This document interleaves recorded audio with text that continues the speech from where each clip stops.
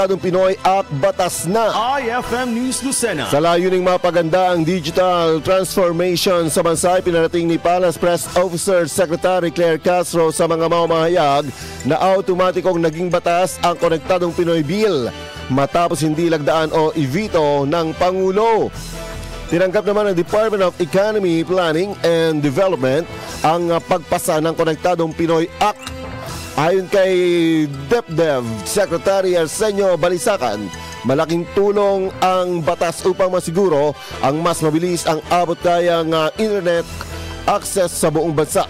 Makikinabang ang mga estudyante sa malalayong lugar, maliliit na negosyo, mga pasyente na nangangailangan ng telehealth services, gayon din ang mga magsasaka at mangingisda na umaasa sa market at weather information.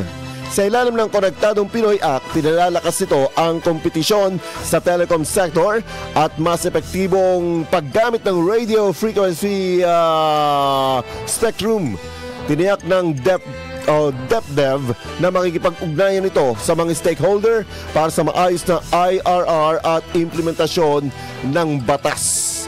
Samantalang welcome naman kay Senator Alan Peter Cayetano, pangunahing sponsor ng panukala at chair ng Senate Committee on Science and Technology, ang pagkakalaps into law nito noong Agosto 24. Kahit hindi nilagdaan ng Pangulo, ang panukalang batas ay naging ganap na ito.